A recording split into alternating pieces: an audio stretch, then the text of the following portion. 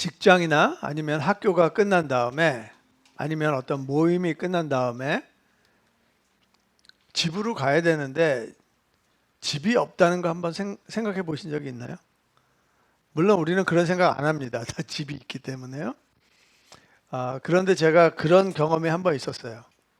아, 오래전에 제가 섬겼던 교회에서 제가 갑자기 나올 수밖에 없는 사정이 생겨서 그 교회를 사임하게 됐어요. 특별히 제가 뭐 출석하는 교회가 있었던 것도 아니고요. 사역하던 교회를 그만뒀기 때문에 그 다음 주일날 갈 교회가 없었어요. 그래서 저희 집에서 제일 가까운 이제 대형 교회에 가서 예배를 드렸어요. 근데 그 교회는 모든 것이 완벽하게 갖추어진 교회였지만 제가 있을 곳은 아닌 교회였어요. 예배를 드리러 들어갔는데 맨 뒤에 앉아서 다른 사람들의 시선을 피해서 맨 뒤에 앉아서 예배를 드리기 전에 기도를 하는데 눈물이 흘렀어요. 집이 없었죠. 돌아갈 곳이 없었죠. 그런데 감사하게도 하나님께서는 우리에게 돌아갈 집을 주셨다는 거예요. 동물들은요, 귀소 본능이라고 해서 그들이 때가 되면 자기가 태어난 곳으로 돌아가서 거기서 알을 낳든지 아니면은 새끼를 낳습니다. 예레미야서 8장에 보면 공중의 학은 그 정한 시기를 알고 산비둘기와 제비와 두루미는 그들이 올 때를 지키거늘, 이런 말씀이 있어요. 그러니까 새들뿐만 아니라 물고기도 그리고 고래 종류도 이렇게 자기가 때가 되면 자기가 태어난 곳으로 간다는 거죠. 근데 사람도 마찬가지예요. 사람이 고향을 떠나오면 고향에 가고 싶고, 그리고 어머니의 품이 그리운 것은 다 우리 DNA에 귀소 본능이 있기 때문이라고 생각이 듭니다. 하나님은 갈대아 우르에 잘 살고 있는 아브라함을 부르십니다. 그래서 하나님의 약속의 땅, 그리고 젖과 꿀이 흐르는 땅, 가나안 땅으로 가서 거주하라고 지시를 하십니다. 아브라함은요, 자기 가족들을 다 데리고 그 땅에 가서 100년을 정착을 해서 삽니다. 그리고 그 땅에 묻혔습니다. 그런데 아브라함은 100년 동안 나그네로 살았어요. 그리고 이방인들이 사는 땅에서 이방인으로서 살았어요. 그러면 아브라함은 그 100년 동안 가나안 땅에 살면서 자기가 태어났던 갈대아 우르로 돌아가고 싶은 마음이 없었을까요? 근데 거기에 대한 답이 히브리서에 있어요. 히브리서 11장 15절과 16절에 보면 이런 말씀이 있습니다. 그들이, 아브라함을 얘기하죠. 그들이 나온 바 본향을 생각하였더라면 돌아갈 기회가 있었으려니와 그들이 이제는 더 나은 본향을 사모하니 곧 하늘에 있는 것이라. 이러므로 하나님이 그들의 하나님이라 일컬음을 받으심을 부끄러워하지 아니하시고 그들을 위하여 성을 예비하셨느니라. 히브리서 기자는 아브라함이 만약 갈대아 우르를 가고 싶었다면 아마 갈 수 있는 기회가 있었다라고 이야기를 합니다. 근데 아브라함은 그렇게 하지 않았다는 거예요. 왜냐하면 갈대아 우르보다 더 좋은 곳을 알기 때문에, 그 하나님이 정해놓으신 성에 들어가는 것을 알기 때문에 그냥 그 자리에서 가나안 땅에서 묻힐 수 있었다는 거예요. 우리는 영적으로 돌아갈 집이 있는 거예요.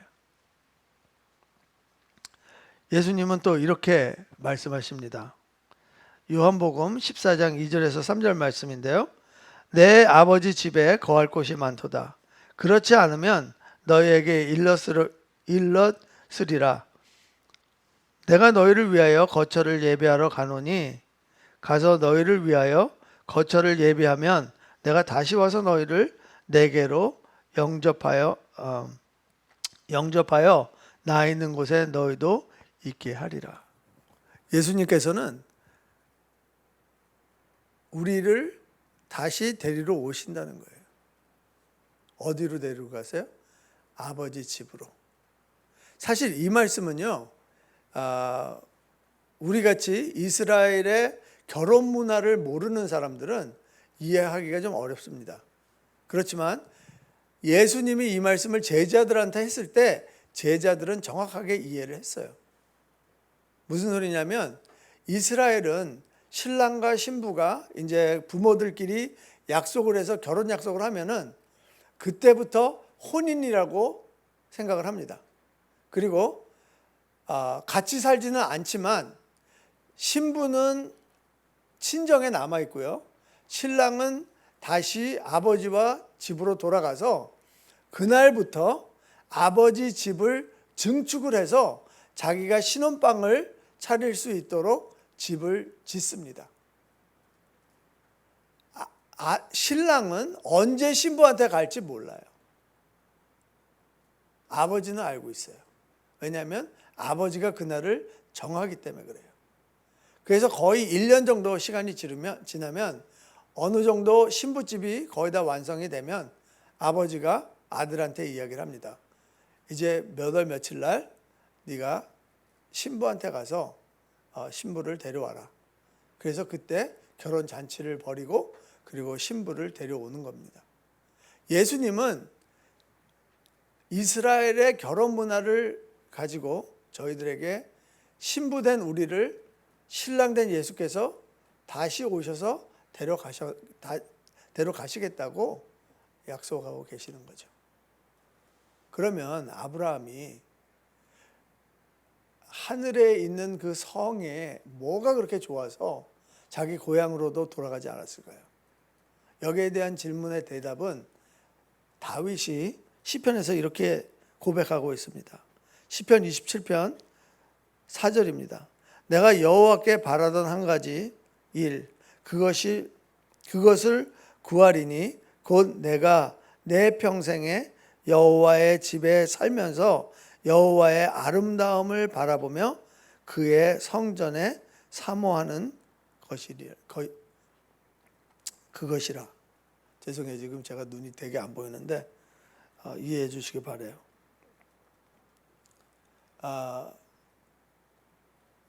지금 저희가 함께 봉독한 시편 15편은 하나님께서 우리를 부르실 때 우리가 하나님이 준비해 주신 그 집으로 갈 때 그 과정을 설명하고 있는 지혜시예요. 예언시예요. 그래서 오늘 시편 15편을 통하여서 그러면 우리가 하나님 집으로 가는 그 길이 어떤 여정인지, 어떤 길을 가야 되는지, 그리고 그 길에서 그 길 선상에서 우리가 해야 될 일은 무엇인지 이런 것들을 저희가 함께 나눠보도록 하겠습니다. 첫 번째는 아버지 집으로 가는 길은 믿음의 여정이라는 거예요. 시편 15편은요 입당송이라고 그래요. 그게 무슨 소리냐면 사람들이 성전에 가서 예배를 드리잖아요. 그러면 성전 앞에 갔을 때 성전을 지키고 있는 문지기들이 있어요. 레위 사람들이죠. 근데 그 사람들이 질문을 합니다. 그게 바로 15편 1절 말씀이에요. 한번 같이 볼까요? 같이 읽어보겠습니다. 여호와여 주의 장막에 머무는 자가 누구오며 주의 성전에 네. 그렇게 질문을 하면은요. 시편 2절에서부터 5절까지 그 성전에 들어가려는 그 백성들이 대답을 하는 겁니다. 그래서 성전의 문지기가 물어보고 성전에 들어가려는 백성들이 대답하는 그런 구조로 되어 있기 때문에 입당송이라고 부르는 것입니다. 여기에 보면은 두 개의 질문이 있어요.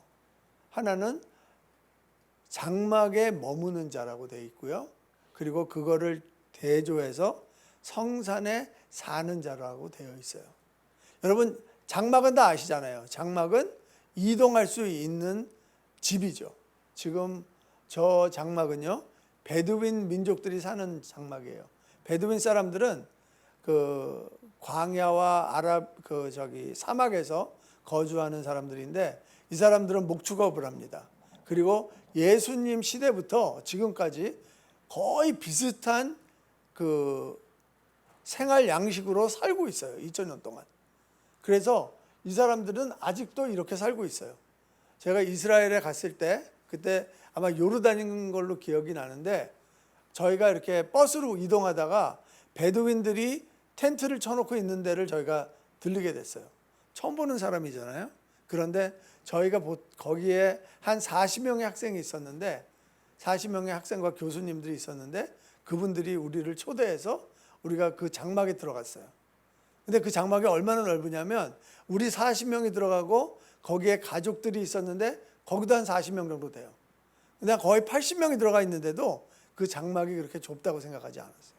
그렇게 넓은 장막이지만 그 장막은 항상 움직일 때가 되면 그걸 가지고 움직일 수 있다는 거죠. 반대로 성산은 뭐예요? 성산은 움직일 수 없는 것이죠. 거기 영원히 머물러야 되는, 거주해야 되는 그런 장소라는 것입니다. 그러면 지금 다윗은요, 이 1절을 통하여서 장막이라는 그 임시적인 공간과 그리고 성산이라는 영원한 공간에 그 두 공간을 분리하면서 그 공간을 우리가 여정이라는 길을 떠나야 된다는 것을 지금 이야기하고 있는 거예요. 어떻게 가야 돼요? 거기까지? 예수님이 그런 말씀 하시잖아요. 내가 너희들을 위해서 거처를 마련하고 다시 오겠다. 근데 너희들이 그 길을 안다고 얘기하세요. 그랬더니 도마가 예수님한테 이렇게 물어보죠. 예수님, 저희는 예수님이 어디로 가시는지도 몰라요. 그런데 어떻게 저희가 그 길을 알겠습니까? 그랬더니 예수님께서 내가 길이야. 내가 진리고 내가 생명이야. 나를 통해서만 아버지께 갈 수 있어.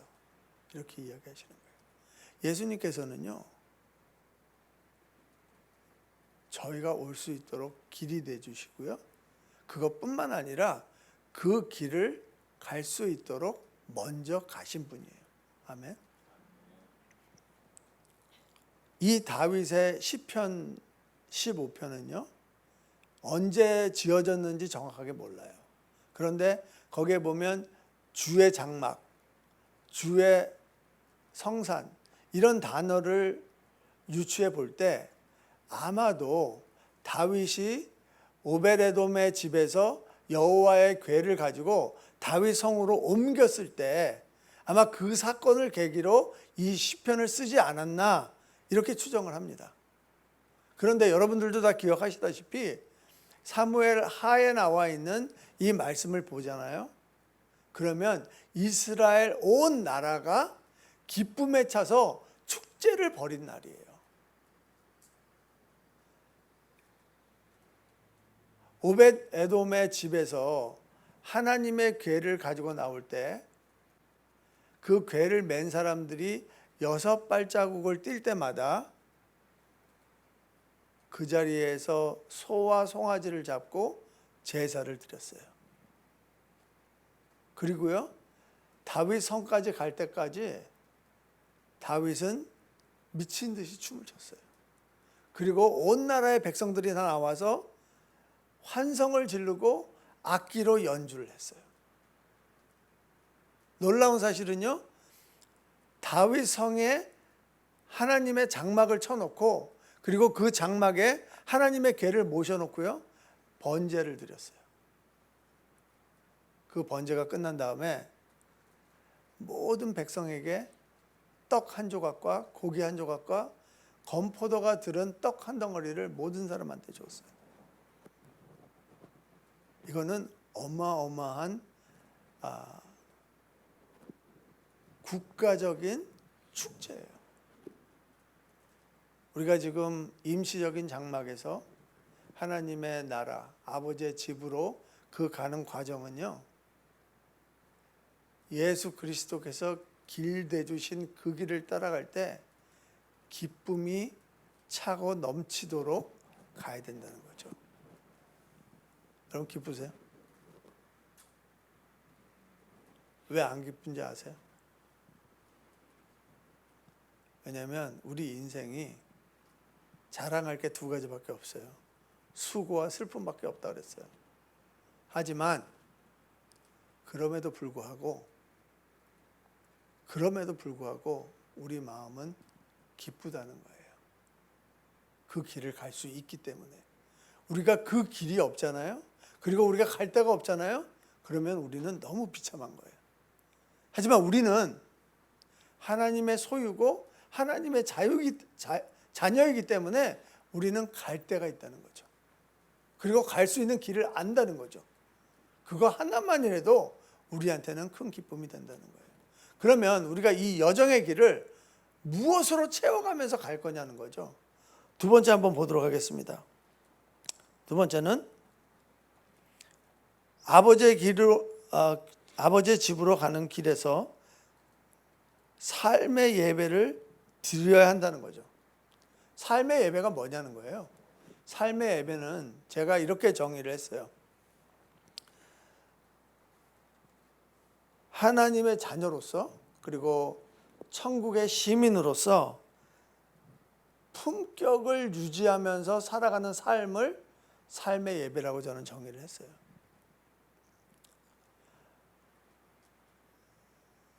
왕의 아들과 그리고 거지의 아들의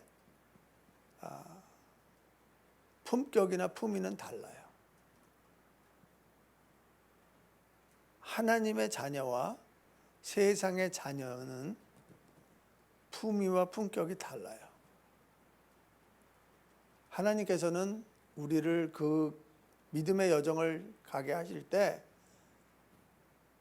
하나님의 자녀로서 그 품위를 지키고 그 품격을 계속해서 개발해 나갈 수 있도록 인도해 주신다는 거예요. 그것이 바로 2절에서부터 5절까지 10가지의 그 자격의 그 리스트가 나와 있는 거예요. 근데 저는 이 10가지의 그 자격 조건을 그냥 4가지로 분류를 했어요. 2절, 3절, 4절, 5절 이렇게요. 그래서 첫 번째는 삶의 예배는 믿음을 행동하는 삶이라는 거예요. 2절 한번 읽어보겠습니다. 정직하게 행하며 공의를 실천하며 그의 마음에 진실을 말하며. 자, 보세요. 정직과 공의와 진실은요, 하나님의 속성이에요. 맞습니까? 그런데 하나님의 속성을 드러낼 수 있는 정의와 공의와 진실을 우리는 행동으로 표현해야 된다는 거예요. 그래서 정직하게 행하며 공의를 실천하며 그의 마음에 진실을 말하며.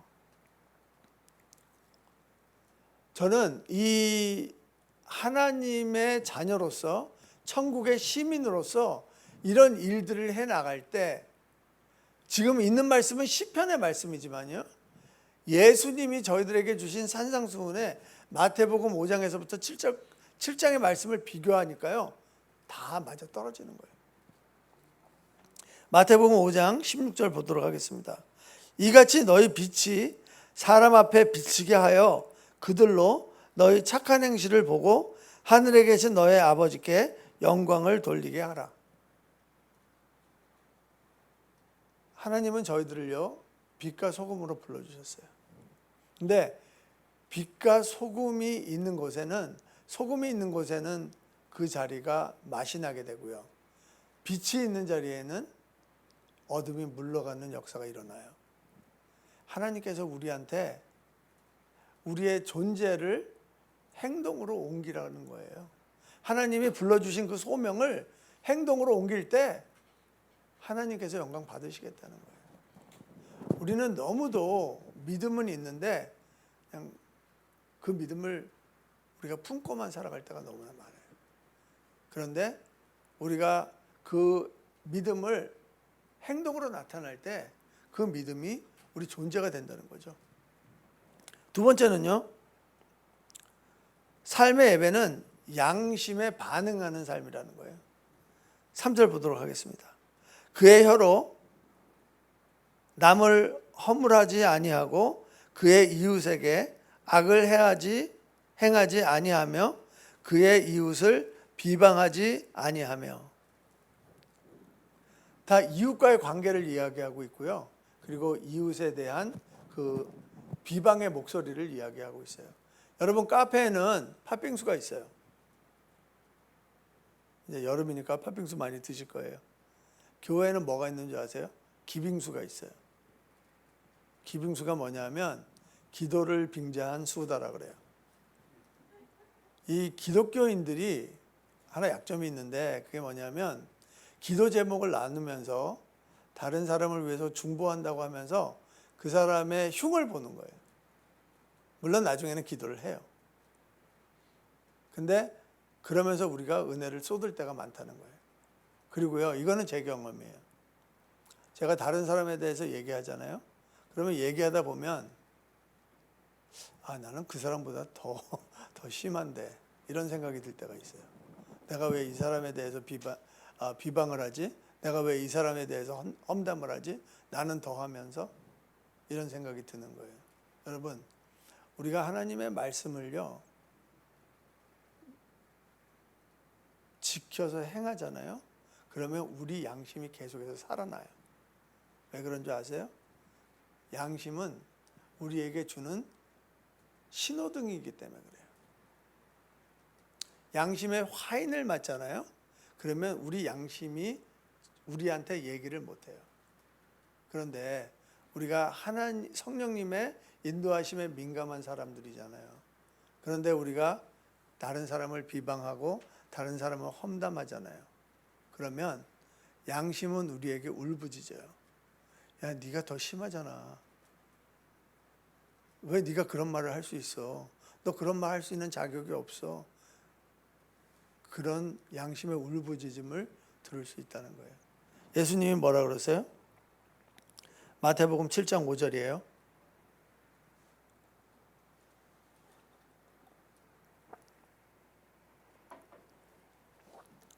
외식하는 자여, 먼저 내 눈 속에 있는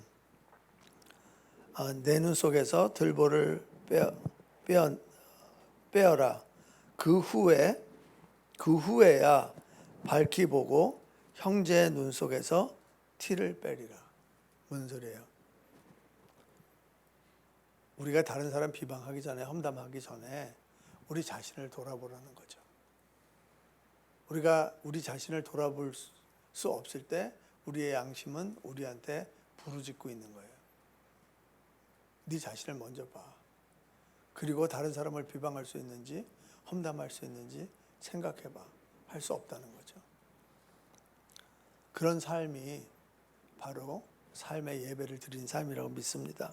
세 번째는 삶의 예배는 인내로 분별하는 삶이에요. 우리는 인스턴트 시대에 살고 있기 때문에 너무나 모든 것들을 급하게 그리고 빨리 결정을 내려버리고 판단을 할 때가 너무나 많아요. 오늘 4절 말씀 보겠습니다. 그의 눈은 망년된 자를 멸시하며 여호와를 두려워하는 자들을 존대하며 그의 마음에 서원한 것은 해로울지라도 변하지 아니하며, 이렇게 돼 있어요. 여기서는 두 가지를 이야기하고 있는데요. 그의 눈은 망령된 자를 멸시하며 여호와를 두려워하는 자를 존대하며, 이게 한 덩어리고요. 그 다음에 나와 있는 서원한 것은 해로울지라도 변하지 아니하며, 이게 두 번째 덩어리예요. 여기서 망령된 자와 여호와를 경외하는 자는 서로 비교되고 있어요. 그러니까 망령된 자는 누구냐면 여호와를 경외하지 않는 사람이에요. 망령된 자는 하나님을 버린 사람이에요. 시편 14편 1절에 나오는 말씀처럼 그들은 하나님이 없다고 하는 사람이에요. 그런데 사실 이런 사람을 분별하기도 쉽지가 않다는 거죠. 그리고 너무 빨리 판단하지 말라는 거예요. 왜냐하면 마태복음 7장 17절에서 20절을 보면 이와 같이 좋은 나무마다 아름다운 열매를 맺고 못된 나무가 나쁜 열매를 맺나니 20절 말씀이에요. 이러므로 그들의 열매로 그들을 알리라. 나무를 보잖아요. 그러면 그 나무가 무슨 나무인지 잘 모른다는 거죠. 그런데 그 나무의 열매가 맺힐 때까지 기다려서 판단하라는 거예요. 우리는 하나님의 말씀을 받아요. 근데 하나님의 말씀을 너무 성급하게 잣대로 쓸 때가 있어요. 하지만 하나님의 말씀을 받았다 하더라도 우리가 인내를 가지고 하나님이 무슨 뜻으로 주셨는지 기다려야 된다는 거죠. 그리고 서원도 마찬가지예요. 여러분 한번 생각해 보세요. 이스라엘 백성들이 광야에서 살면서요, 성막을 지을 때 이 사람들은 금, 은, 놋, 실, 가죽 다 하나님 앞에 드렸어요. 너무나 많이 가져와서 나중에는 그 일하는 사람들이 모세한테 와서 백성들한테 얘기해서 더 이상 물건을 가져오지 말라 그래라. 지금 있는 것만 해도 충분하다. 이 정도로 이 사람들이 가지고 나왔어요. 그런데 여러분들 한번 생각해 보세요. 광야에서 필요한 게 금일까요? 아니면 옷일까요? 광야에서 필요한 게 은일까요? 아니면 신발일까요? 너무나 쉬운 대답이죠. 거기에서는 실이나 가죽이나 이런 것들을 구할 수 있는 상황이 아니에요. 그리고 금과 은이 있으면 뿌듯하겠죠. 금을 쳐다보면 내가 정말 부하구나 이렇게 생각하겠죠. 하지만 그 금이 무슨 소용이 있겠어요? 그렇죠? 그렇지만 실과 가죽은요, 실질적으로 필요한 물건들이에요. 그런데 이 실을 가지고 하나님 성막에 휘장을 만들었고요. 그리고 성막 전체에 벽을 쳤어요. 그리고 해달의 가죽을 가지고 성막 겉 덮개로 사용했어요. 해달은 물에 사는 동물이에요. 광야에서는 구할 수도 없어요. 그런데 해달의 가죽을 가지고 방수가 되기 때문에 그걸 가지고 신발을 만들었다고 그래요. 이스라엘 백성들이 하나님 앞에 서원을 하고 그 물건을 드렸을 때 그 사람들이 기쁜 마음으로 드렸지만 그 서원 자체가 그들 삶을 어렵게 할 수 있는 서원이었어요. 그런데 모세가 이렇게 이야기를 합니다. 신명기 29장 5절 말씀이에요. 주께서 40년 동안 너희를 광야에서 인도하셨거니와 너희 몸에 옷이 낡아지지 아니하였고 너희 발의 신이 헤어지지 아니하였으며. 우리가 서원했을 때, 우리가 주님 앞에 무언가를 드렸을 때 우리의 몸의 일부분을, 우리 삶의 일부분을 띄워드린 거예요. 그래서 그 순간을 보면 우리한테 어려움이 닥칠 수도 있어요. 그렇지만 하나님께서는 40년 동안 은혜를 베푸셨다는 거죠. 아멘. 하나님께서는 40년 동안 이스라엘 백성들을 굶기지도 아니하시고 목마르게도 아니하시고 옷이 낡게도 아니하시고 신발도 헤어지지 않게 하셨다는 거예요. 제가 아는 집사님이 있어요. 근데 이분이 이제 그 사업체를 살라고 돈을 모아놓은 게 있었어요. 근데 그 사업체를 살라고 그러다가 잘 안 됐어요. 그래서 그 매매 과정이 깨져버렸어요. 그래서 그 사업체를 못 사게 된 거예요. 근데 교회에서 갑자기 건축을 하는데 좀 헌금이 더 필요하다 이런 얘기를 들은 거예요. 그래서 마음에 감동이 와서 그 사업체를 살라고 했던 그 모아놨던 돈을 다 헌금으로 드렸어요. 그런데 또 더 좋은 사업체가 나온 거예요. 근데 그 사업체를 사야 되는데 이제는 돈이 없는 거예요. 그래서 이 집사님이 그 사업체를 사야 되니까 여기저기 다니면서 이제 돈을 빌린 거예요. 친척한테, 형제한테 돈을 빌렸는데 다 한마디씩 하더라는 거예요. 아니 왜 갑자기 헌금은 다 해갖고 헌금을 하지 말고 그 사업체를 사지 왜 헌금을 교회에다 다 해갖고 그렇게 돈을 꾸러 다니냐, 이런 핀잔을 많이 들었다는 거예요. 그 집사님이 그러는 거예요. 그때는 정말 창피했대요. 내가 왜 그런 짓을 했지? 내가 왜 하나님한테 믿음도 그렇게 크지도 않으면서 내가 왜 그런 짓을 했지? 근데 그 사업체를 사게 됐고요. 그리고 물론 그 집사님이 정말 노력을 많이 하시고 거기에서 시간 투자도 많이 하셨어요. 근데 1년 반 만에 모든 빚을 다 청산하셨어요. 그 집사님이 아마 그때는 후회도 하셨던 것 같아요. 근데 저한테 제가 찾아갔을 때 그 집사님이 저한테 그 간증을 나누는데 저한테는 너무나 큰 은혜였어요. 하나님이 하시던 일에 어느 정도 시간을 들이자는 거죠.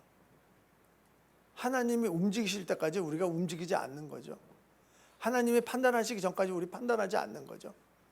우리가 하나님을 기다리는 거죠. 그게 바로 삶의 예배를 드리는 거라고 믿습니다. 네 번째는 삶의 예배는 물질로 섬기는 삶이라는 거예요. 앞부분 보겠습니다. 5절 앞부분에 이자를 받으려고 돈을 꾸어주지 아니하며 뇌물을 받고 무죄한 자를 해하지 아니하는 자이니. 이게 돈을 가지고 갑질하지 말라는 거예요. 돈은 그런 데 쓰는 게 아니라는 거죠. 예수님이 이런 말씀하세요. 마태복음 5장 42절 내게 구하는 자에게 주며 내게 꾸고자 하는 자에게 거절하지 말라. 물질은 그 물질을 도구 삼아 물질이 없고 가난한 사람을 압제하는 것이 아니라 그들을 섬기는 데 사용하라는 거예요. 사도 바울은 이렇게 얘기해요. 고린도후서 9장 8절 말씀이에요. 고린도후서 9장은요 연보에 대한 말씀이거든요. 그런데 하나님이 능히 모든 은혜를 너에게 넘치게 하시나니 이는 너희로 모든 일에 항상 모든 것이 넉넉하여 모든 착한 일을 넘치게 하게 하려 하심이라. 그러니까 연보를 할 때 하나님께서 차고 넘치게 은혜를 주신다는 거죠. 왜? 그거를 가지고 하나님의 은혜를 가지고 주신 은혜를 가지고 더 넉넉하게 더 많이 섬길 수 있게 해주신다는 거예요. 저는 뉴라이프 뉴비전 교회가 사실 어떻게 운영되는지 잘 몰라요. 그렇지만 제가 옆에서 보니까 너무 많은 것을 나누고 있는 것을 제가 볼 수가 있어요. 왜냐? 제가 매주 헌금이 얼마 들어오는지 제가 보잖아요. 헌금이 마르지를 않아. 그게 하나님의 은혜라는 거예요. 우리의 여정의 순간들이 하나님의 은혜였음을 고백하게 하게 된다는 거죠. 여러분 우리가요 장막에서 하나님 아버지의 집으로 가는 그 여정을 뒤돌아 보잖아요. 그러면 순간순간마다 우리가 잘해서 된 게 아니고 하나님의 은혜라는 거죠. 여러분 제가 앞에서 10가지의 예배자의 자격 조건에 대해서 말씀드렸어요. 여러분들은 어떠실지 모르지만 저는 잘 못하고 있어요. 쉽지 않아요. 이거 그대로 한다는 거 어려워요. 그런데 다윗이 결론을 어떻게 짓는 줄 아세요? 15편 5절 마지막 부분이에요. 이런 일을 행하는 자는 영원히 흔들리지 아니하리이다. 제 삶을 돌아보잖아요. 노상 흔들려요. 왜 이렇게 힘든 일만 일어나고 어려운 일만 일어나고 또 환경까지 팬데믹이라 힘들어요. 생각하는 대로 일은 안 되고요. 그리고 시간이 가면 갈수록 더 좋아지지 않는다는 생각이 제 마음을 지배해요. 그런데 다윗은요, 흔들리지 않는 삶이라고 이야기를 해요. 예수님도 비슷한 얘기를 하세요. 마태복음 7장 24절에서 25절. 그러므로 누구든지 나의 이 말을 듣고 행하는 자는 그 집을 반석 위에 지은 지혜로운 사람 같으리니 비가 내리고 창수가 나고 바람이 불어 그 집에 부딪히되 무너지지 아니하나니 이는 주추를 반석 위에 놓은 까닭이요. 여러분, 우리가요 이런 자격들로 우리 집을 지어요. 그런데 그 집이 무너지지 않는 이유는 우리가 그 집을 잘 지어서 안 넘어지는 것이 아니라 반석 되시는 예수 그리스도 위에 우리가 그 집을 지었기 때문에 안 무너지는 거 믿으시기 바라요. 제가 요새 집에 있는 시간이 많으니까 묵상을 할 때 오래 묵상을 해요. 좀 긴 시간을 묵상을 해요. 그러면 그 묵상을 통해서 제 삶을 돌아볼 때 어떤 부분은 되게 제가 잘했다고 생각할 때가 있어요. 그때는. 그렇지만 지금 와서 보면은 야, 그때 하나님이 은혜를 안 주셨으면 내가 그 일을 할 수 있겠나? 이런 생각이 너무나 많이 드는 거예요. 아니요. 많이 드는 게 아니라 그런 생각이 다예요. 지금 제가 이 자리에 서 있는 것도 은혜고요. 그리고 2009년부터 그 수술을 죽어야 되는데 살아난 것도 은혜고요. 그리고 사역을 마쳐야 되는데 사역이 이어가는 것도 은혜고요. 다 은혜라는 거예요. 우리가 볼 때는 흔들려요. 그런데 흔들리지 않는 예수 그리스도께서 우리를 잡고 계시기 때문에 우리가 흔들리지 않는 거 믿으시기 바라요. 하나님의 집으로 돌아가는 길이 그렇다는 거죠. 예수님이 길이 되셔서 길을 닦아주시고 예수님이 그 길을 가주셨기 때문에 우리가 안전하게 그리고 기쁨으로 갈 수 있는 거예요. 우리는 같이 아버지 집으로 가는 동반자들이에요.